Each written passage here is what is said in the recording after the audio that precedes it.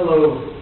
In previous clips, I've addressed issues of concealed carry, particularly using a Bianchi carry lock holster, which again I'm wearing now, has a retention device here on the back of the holster.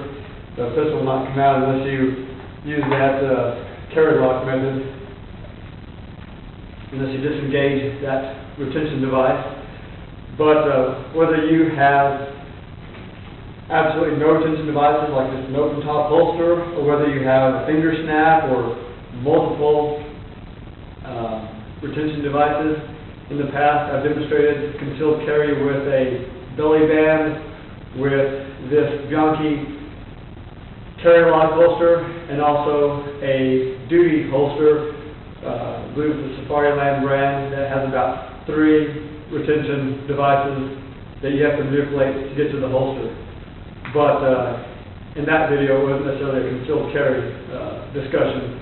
But hopefully, I would just like to get some people thinking that, hopefully I don't look too conspicuous, too noticeable. I know I'm a little guy with a full-size holster, a full-size pistol here, so they may be able to see a little imprinting. Since I do work in law enforcement, I don't worry too much about the imprinting. But again, if you are not in law enforcement, you have a concealed carry license, and you can carry legally, then you do want to consider the imprinting and perhaps carry a smaller pistol or do things a little differently. But anyway, hopefully not too noticeable here as being heavily armed or whatever. And again, having one handgun is not by any means heavily armed.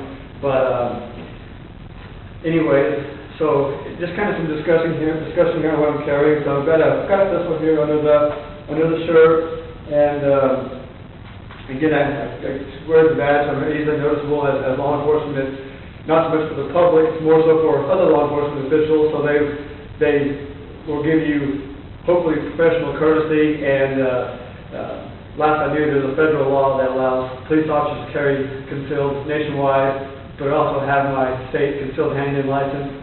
And also on this side over here, I have just a little surefire flashlight. So if you were needing to use a flashlight, and I guarantee you that it does not have to be dark outside or nighttime to need a flashlight. A lot of times, just around my personal daily life, I've found myself need a flashlight during the day, whether I'm going into a dark room or opening up a place that I train and it's really dark and hard to see, or heaven forbid, you're in a more difficult situation where it's a life and death and you're having to consider yourself or run into a building, whether you're running after somebody or running into a building for your safety, and perhaps it's dark inside, or somebody's broken into your home and you want to clear your home and for some reason it's dark and you cannot see whether it's daylight or nighttime outside. A flashlight will come in very handy. Also, I have a couple of cell phones. I'm thankful to have a work cell phone and a personal cell phone, but again, a cell phone can be very handy in a lot of emergencies. If it's some kind of a national type emergency like 9/11, towers and all that type of stuff will probably be blocked and they may be useless, and a landline may be more effective. But for everyday type emergencies, if your loved one is traveling, it may be good for them to have a cell phone so I can call you, or you can call them and receive phone calls back and forth and communicate. So again, I've got a couple of cell phones, have a flashlight here, I have a full-size handgun right here, and with these off-brand 511 type pants, I like them actually a little better than the 511 because they have another magazine pouch over here. So I actually have two spare magazines that I can use in a reload type situation. Gives me a few more rounds, a little more ammunition, and again, so I can use my. Of course, I would need to worry about this. I can drop it or stow it here if I were changing them out. But just discussing kind of how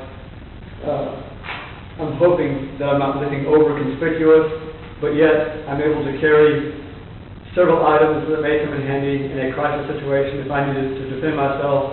And just for everyday wear, again, I hope I look somewhat like I blend into society, but yet I have items that may save my life. And I carry a pocket knife over here that may